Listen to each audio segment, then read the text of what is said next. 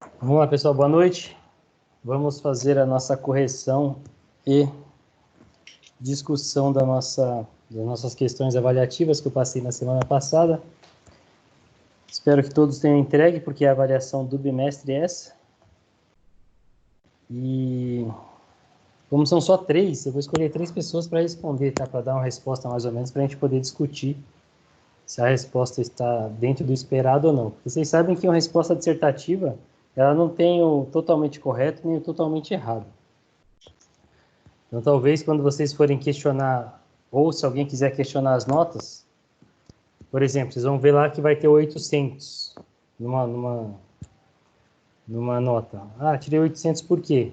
Se são 3, então teria que ser 333 cada questão. Sim, mas eu considero alguma coisa se tiver um ponto de verdade. Então, se você tirou 800, você pode considerar que você errou meia da primeira, ou quase inteira a primeira, mas sabia do que estava falando. Agora, se você tirou menos que 800, ou menos que 700, eu não lembro. Aí você dá uma olhadinha na sua prova de novo, vê se você escreveu alguma coisa ou só usou 6 teclas do seu, 6 toques no seu teclado, 3 para copiar e 3 para colar, e mais 2 para me enviar. Se tirou menos que 700, você pode ter certeza que é isso. E se quiser discutir o menos que 700, bora lá. Chama aí no particular. Ou se quiser o endereço da minha casa também, eu vou dar o endereço errado, lógico. Mas copiar 3 questões de casa é feio, hein, galera? De novo, é um sermãozinho na segunda e um na quarta. Certo? Caramba, todo mundo ficou mudo. Ô, professor. Ô, Everton. Cara, eu tô Opa. gostando do Everton, velho. Vamos fazer o Everton retrabalhar mais um pouquinho hoje. Deixa eu ver quem que vai responder a minha primeira hoje. Que isso, eu mal cheguei. Deixa eu pegar um cara aqui que não foi tão bem.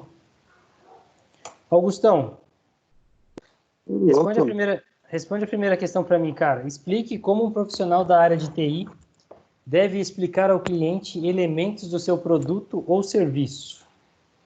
Vamos lá. Ó, só uma dica, isso com 3 palavras a gente respondia.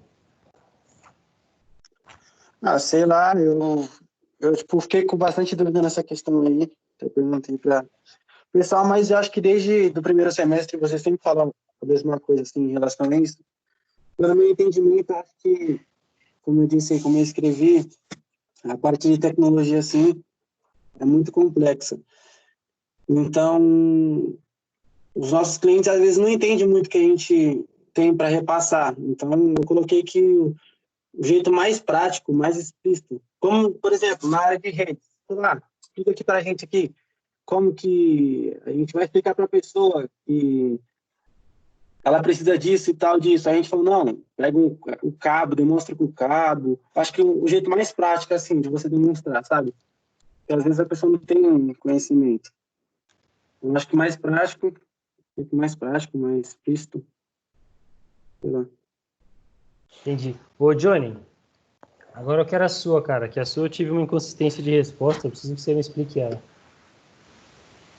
Então, eu acho que você tem que dizer de uma forma mais técnica para o cliente entender que você tem conhecimento sobre aquele assunto, mas se ele não conhecer, tipo, se ele não entender o que você está falando dessa forma técnica, você fala de uma forma mais formal, uma linguagem que ele entenda. Aí que você Foi errou, isso que eu quis Johnny. dizer. Exatamente. Sério? Você errou justamente porque a linguagem formal é a linguagem técnica. Você teria que usar uma linguagem informal. É a linguagem que você vai, por exemplo, você vai falar para ele que um cabo de rede é aquele cabo azul que você coloca um negocinho de plástico na ponta para ligar no seu computador. Isso é uma forma informal de você explicar para ele que um cabo de rede é conectado no seu computador. A forma formal, você teria que explicar, ou escrever, na verdade, que seria, é um cabo par trançado, que pode ser azul, vermelho ou amarelo, onde você vai conectar com o RJ, e dentro desse par trançado existem 4 pares, com 8 cabos, as cores de cada um. Isso é uma conversa formal. Certo. E se você explicar isso para uma pessoa, talvez ela não saiba que você esteja falando de um cabo de rede. Verdade, verdade. Aqui, pessoal, o que eu queria que vocês escrevessem? Um monte de gente escreveu, a maioria. Explicar de uma forma simples e clara para que até o cliente mais leigo possa entender. Porque a gente está falando de um projeto de infra. Então, vocês têm que pensar, pô, o cara não vai saber, às vezes o cara não sabe o que é um rack. Você vai falar para ele que você vai instalar um rack na sala dele, ele vai pensar que, sei lá, é um rack de cor TV, sei, qualquer outra definição para aquilo. Você vai falar, vou colocar um switch ali. Switch? Mas switch no meu escritório, como é que é? Entenderam onde eu quero chegar? Vocês explicam da maneira mais simples possível para o cara entender qual que é o projeto que você vai fazer. E teve outras questões, outras respostas boas também, que foram... se você identifica que o cara tem um perfil técnico avançado, aí você não precisa ser tão simples no que você vai explicar. Você já pode falar de um rack, você já pode falar de um cabo de rede, você já pode falar de um cabeamento estruturado, já pode falar de um switch, certo? Alguma dúvida aqui, galera? Essa Certinho, seria certinho. a questão chave, porque foi aqui, quem errou alguma das três errou nessa. As outras três, Acertei, então. graças a Deus, vocês não conseguiram errar nenhuma. Deixa eu lembrar de Não, e uma assim, outra professor, questão. Hã? a questão, assim, né, vim apresentar para os museu, eu falei, mano, onde tem esse bagulho é que você colocou, tipo, eu falei, que slide, né, que deve estar isso, né? E eu não tava sem acesso ao Havana, eu falei, acho que slide deve estar isso. Aí eu falei, não, o professor sempre fala, eu falei, não é possível que seja uma coisa tão boba desse jeito assim, né? Tipo, uma coisa que ele vem falando desde o primeiro semestre. Eu falei, não é possível. Aí Mas é. depois... É por isso que eu falo, às vezes a questão tá tão óbvia que vocês querem complicar ela.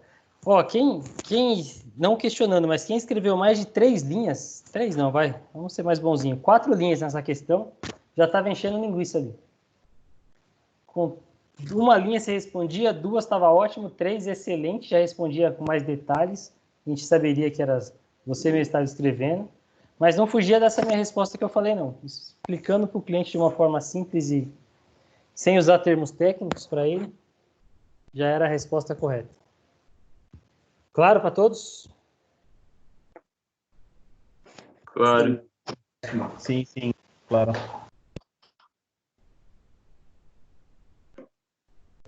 Segunda questão. Segunda questão. Essa eu acho que talvez a gente discuta um pouquinho mais. Explique o quesito segurança numa rede de computadores. Eu acho que teve um ou dois que colocou, pô, esse quesito é muito amplo. Realmente é. Esse quesito não, essa questão é muito ampla. Realmente é muito ampla. Dá para você fazer muita coisa para você explicar a segurança numa rede de computadores. Mas também, por ser muito ampla, não precisa você colocar apenas... coloca um firewall que já era. Certo? Porque se eu estou numa sala de aula, o cara falar assim para mim, coloca um firewall lá na rede que já era. Daí eu falo, beleza, explica para mim o que o firewall faz. Aí se o cara me explicar, ótimo, o cara entende realmente a função de um firewall e realmente o firewall vai dar uma segurança muito boa para a rede dele. Hoje toda rede de computador, necessariamente, se quiser ter um pouco de segurança, vai ter que ter o firewall, o mínimo de segurança.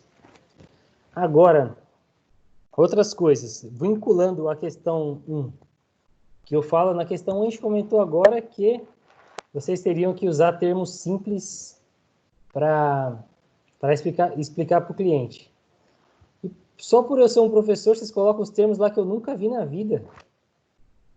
É porque o Victor tem falado muito disso. Aí pode ser. Porque, eu falei, caramba, da onde que o cara tá buscando esse tipo de invasão, esse tipo de intruso? Aula do Victor.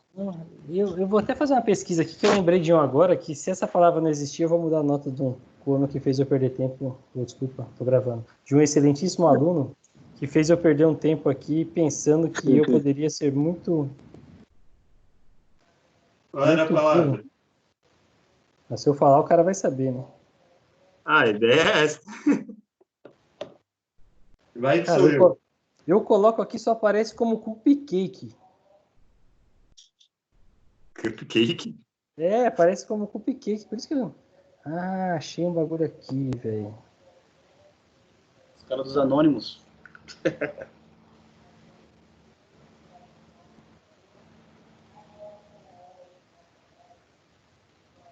Cara, é uma segurança exclusiva de Linux. Então não sei eu que escrevi. Eu não conheço, não. Squid?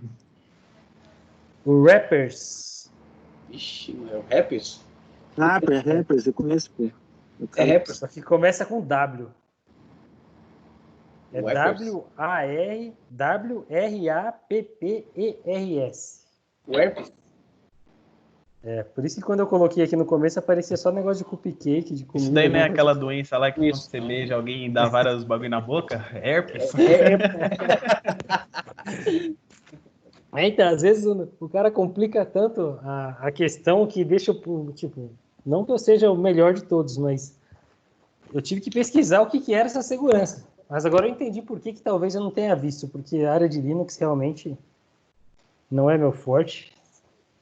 Não entendo 10% do que da segurança de Linux. Dizem que é bem segura, mas eu não tinha ouvido falar nessa palavra.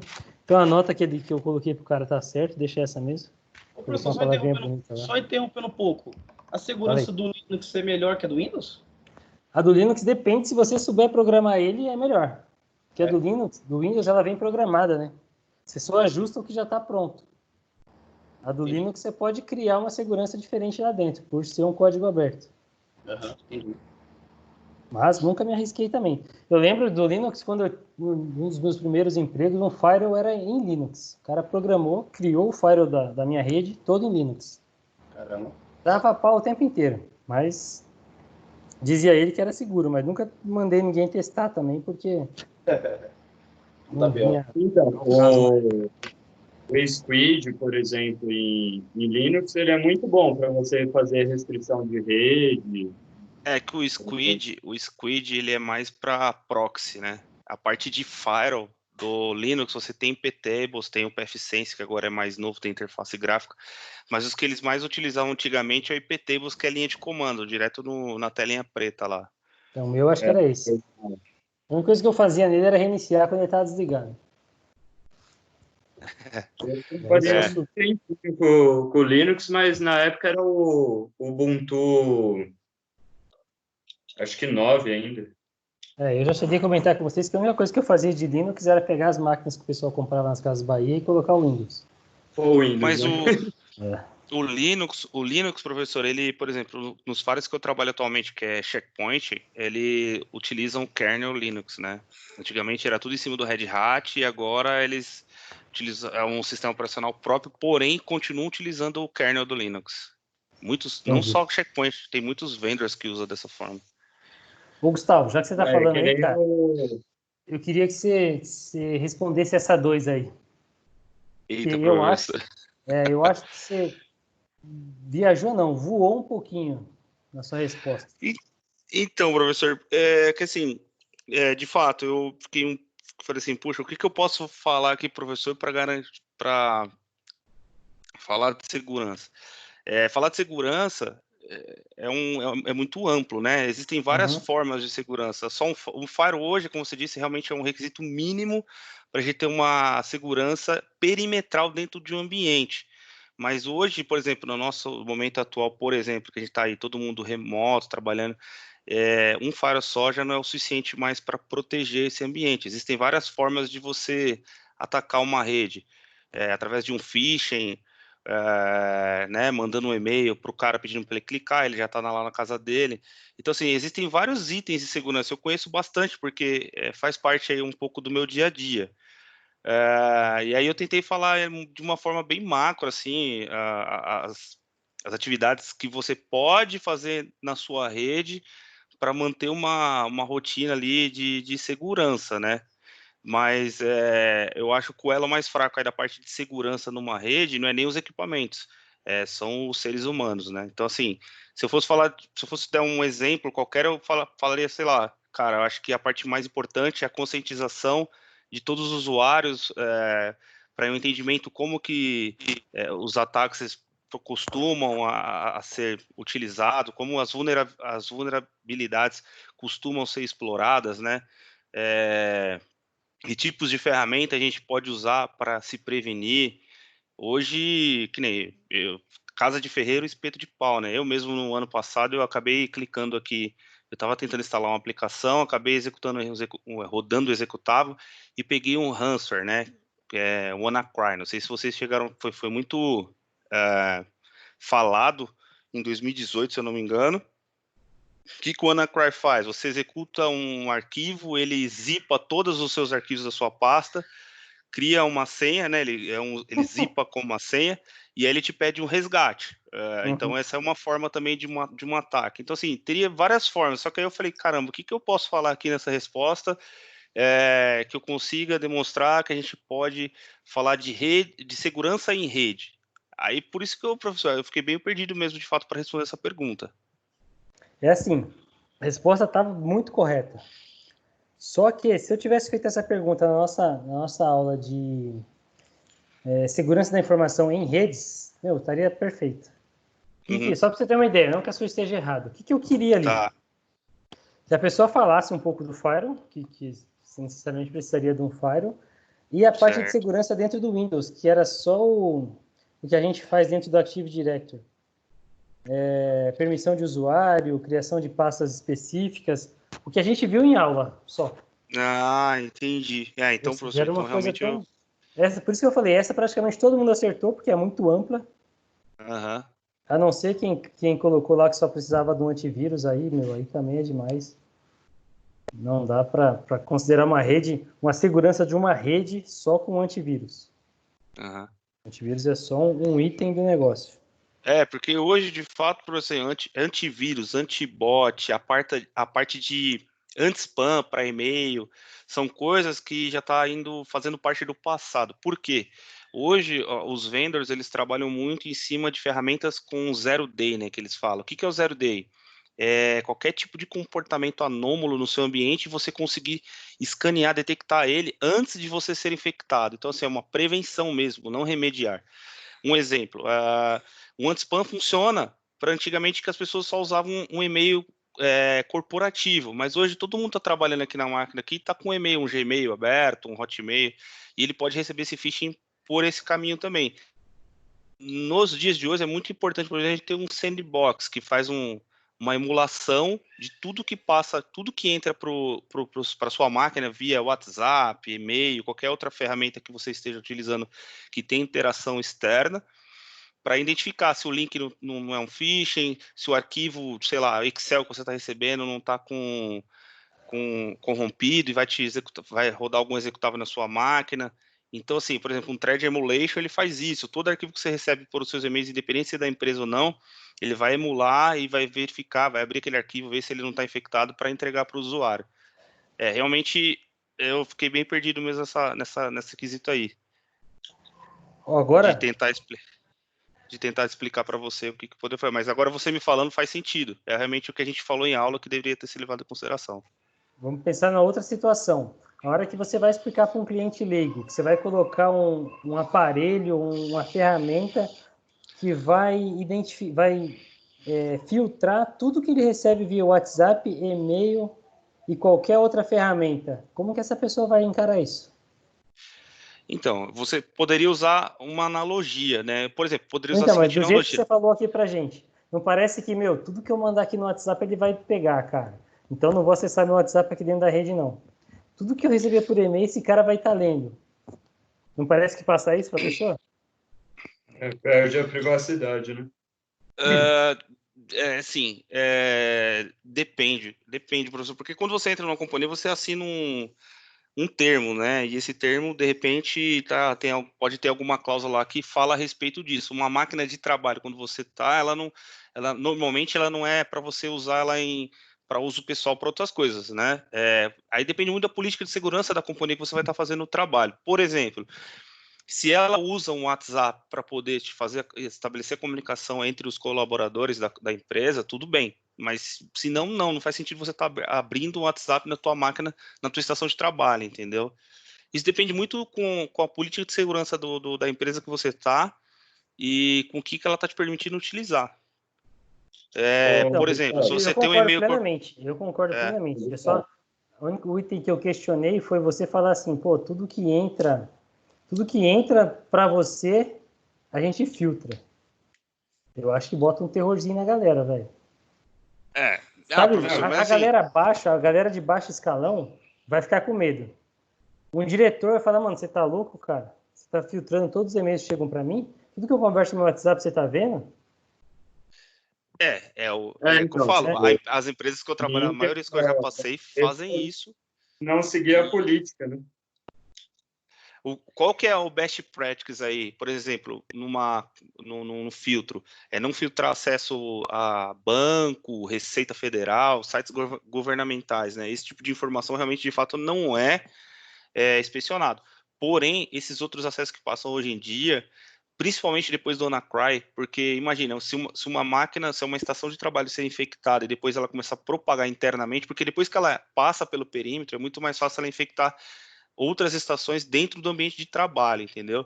Então, assim, a gente tem que ter ciência que essa estação é uma estação para a gente executar nossas atividades do dia a dia e que as informações contidas na estação de trabalho são dados referentes à companhia. Então, assim, aquilo ali não foi designado para você, sei lá, mandar um nudes ou qualquer algo do tipo, entendeu?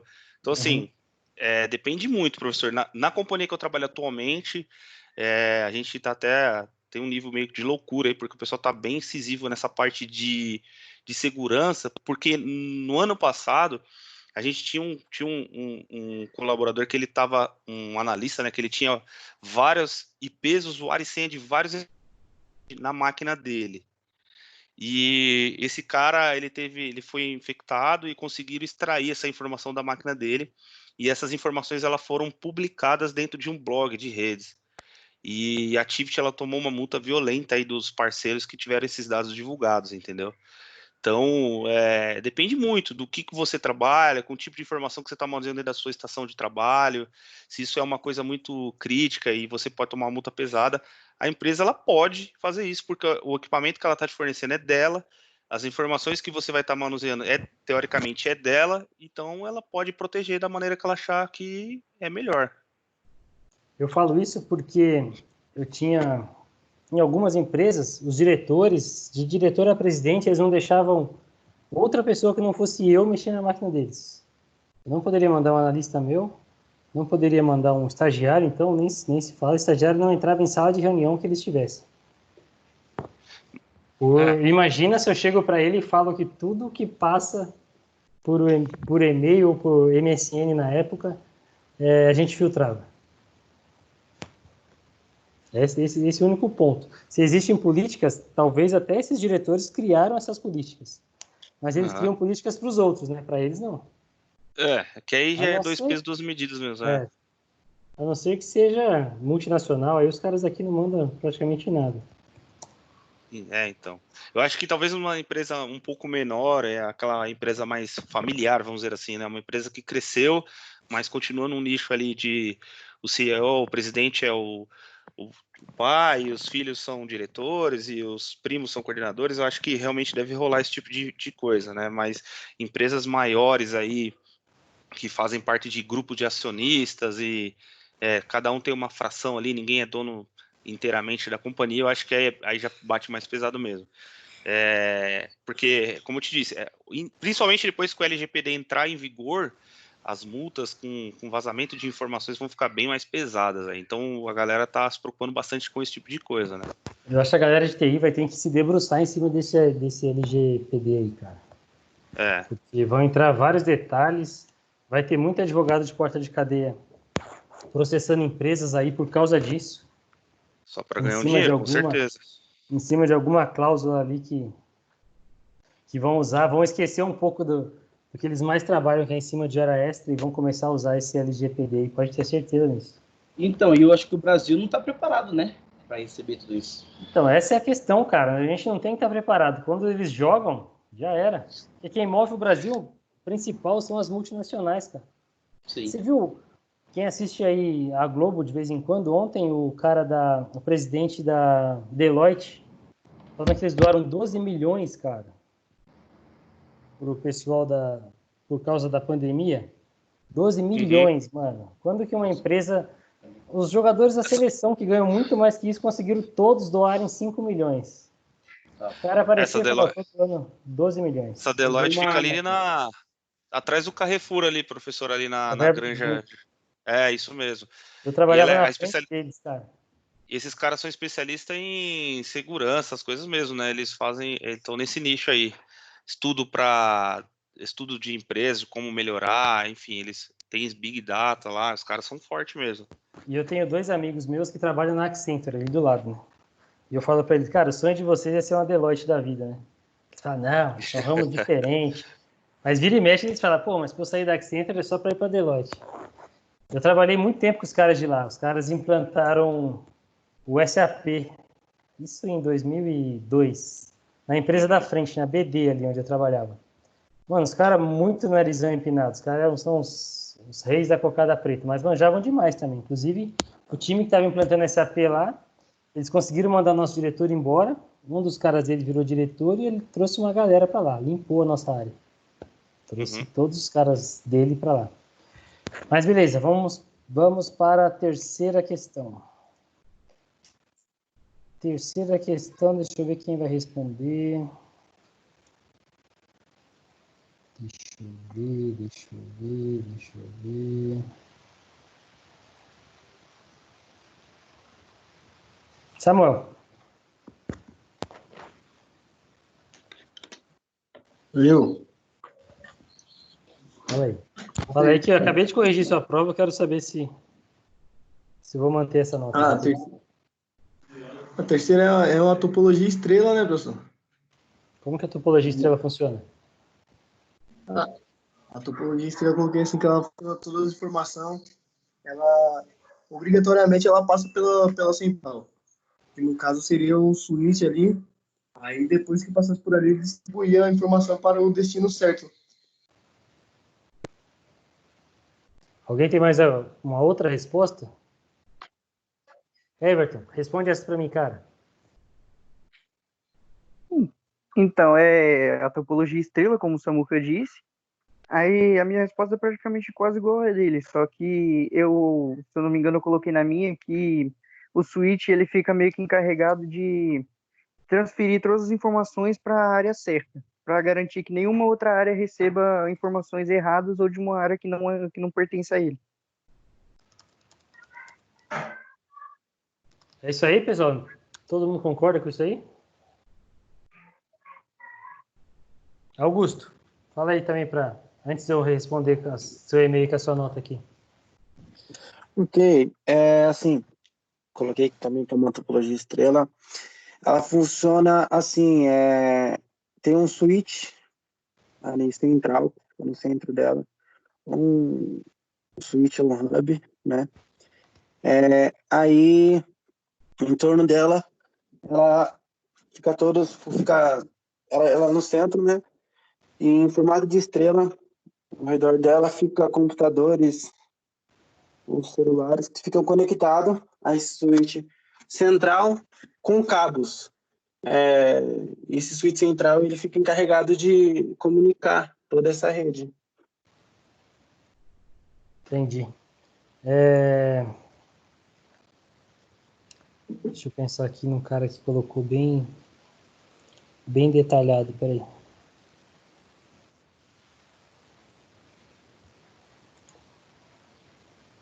Ô, Johnny, você viu que eu tô te livrando um pouco das respostas aqui, né? Sim. Você falou tanto na última aula que o negócio de redes não é com você. Ainda bem. Pegando os caras que gostam aí de...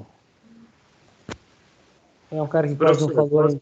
Posso ler a minha? O Lucas aí, ó, o Gustavo trabalha com isso. Eu ia falar isso agora, pegar um cara que quase não falou. Gustavo, fala aí, o que você colocou nessa? Ô, Gustavo, peraí, você não cria projetos, cria? Não, professor, como assim de projeto? Eu tô trabalhando atualmente num projeto para a gente estar fazendo uma cisão de 2 clientes, né? Então a gente está desenhando a arquitetura de rede deles e migrando esses equipamentos também. Aí eu faço a parte de implantação. Além da gente arquitetar, a gente implanta. Entendi. Então explica um pouquinho aí Vocês não chegam nesse nível de falar assim, ó, a gente vai usar a topologia estrela aqui Alguém ainda usa essa metodologia para explicar o projeto para o cara, não? Então, professor, eu acho que não, pelo menos eu nunca vi pessoal entrando nesses termos, assim, falando tipo, barramento, estrela. A gente vai desenvolvendo o ambiente de acordo com as necessidades que o cliente tem. Por exemplo, a maioria das vezes a gente tem a parte, divide, né? Esse termo a gente usa, né? Que nem foi explicado, camada de acesso, distribuição e roteamento, né? Que aí no caso da nossa aula a gente usou a parte de roteamento núcleo, né? Que é onde entra o backbone. E a maioria das redes são construídas em cima desses conceitos, né? Tem que haver esse conceito. Porém, que nem no meu caso hoje atualmente, meu ambiente é um ambiente offline, ou seja, o meu ambiente ele não tem acesso para a internet, ele trabalha em background, né? Todos os clientes, os parceiros, por exemplo, Visa, Master, Amex, Elo, essas bandeiras de cartão que processa dentro do mainframe, fica dentro da Activity, entra pelo circuito MPLS que a gente tem diretamente com o Banco do Bradesco, né? Então, eu estou configurando mais a parte de distribuição e acesso, ou seja, então assim, para cada tipo de serviço do cliente, a gente tem um par de suítes, por exemplo. Então, eu tenho um ambiente ali de, sei lá, baixa plataforma, que é as coisas que tem menos criticidade aí se parar, né? Então, assim, a gente divide as camadas de acordo com o serviço. Por exemplo, eu tenho transações bancárias que passam no mainframe. Aí a gente já coloca em 2 switches mais parrudo, passa por 2 firewalls mais parrudo. Então a construção da rede vai ser dessa forma. Conforme os ambientes vão crescendo, a gente vai segregando e arquitetando para o cliente. Mas a gente não entra nesse termo acadêmico assim, é estrela ou barramento. A gente não usa Exatamente, esse você falou a tipo. palavra que eu estava pensando aqui, termo acadêmico. Galera, a gente Isso. precisa saber, só por saber. Eu acho que eu comentei e dei exemplos em outras aulas da fórmula de Bhaskara, que a gente sempre perguntava para o nosso professor de matemática onde que eu vou usar isso. Uma hora você vai usar, ou você tem que saber que você viu ela em algum momento. A topologia estrela é a mesma coisa. Imagina se daqui uns dias eles desenvolvam um outro tipo de topologia. Eles criem, por exemplo, já que a topologia estrela sempre sai de um switch, vamos pensar que a árvore que foi criada depois, que é um switch interligando o outro, roteando para outro lugar, seja um nome constelação. Você vai ter que ter uma ideia de que ela surgiu da topologia estrela. Ela pode até se tornar obsoleta como anel, como barramento, mas pelo menos vão falar, pô, quando eu vi barramento, já estava obsoleto. Quando eu vi anel, já estava obsoleto. E a principal era a estrela. Então, talvez daqui uns 5, 6 anos, que esteja uma outra nomenclatura, vocês vão falar, pô, eu já vi que tudo começa da estrela. Ou então, no ano de 2020, a estrela era a principal e o pessoal já implantava direto a estrela. Claro, alguma dúvida? Tranquilo. Tranquilo. Não. Então, acho que é isso, galera. Estou disparando os e-mails aí. Já disparei quase todos. O meu chegou aqui já. Chegou agora. Se alguém quiser discutir em público, não tem problema. Eu acho que eu não discutiria. Se alguém quiser discutir em particular... Então deixa eu falar. A minha nota foi por causa da questão 1, por causa daquele erro, né? Foi. Então tranquilo. Eu estou respondendo até para mim mesmo aqui. Ô, professor, no meu caso, o senhor não respondeu ainda, não, né? Eu tô Já. procurando. Foi. Já? Deixa eu ver aqui. O meu você ainda não respondeu ainda não, né, professor? Já foi também, cara. Só falta aqui para mim. Ué, Do não chegou Wallace. na minha caixa? Beleza, professor. Que tá, só dei um atualizar aqui, deu certo. Lucas. Eu não recebi, não, professor. O seu já foi também. Putz, pode crer, né? Tô mandando esse e-mail da Anguera. Mas se tem alguém recebendo, então ele tá saindo. Só não tá voltando Deve para estar mim. com alguma Eu vou filinha aí. ver se o meu não caiu aqui no spam, mas eu acho que não, né? Mas na caixa mesmo não caiu, não. Eu Quem já manda... recebi o meu. Então tá, pelo menos tá saindo. Aqui não. minha caixa de rascunho já não tem mais nenhum. Deixa eu mandar agora dos rascunhos para quem me mandou no particular.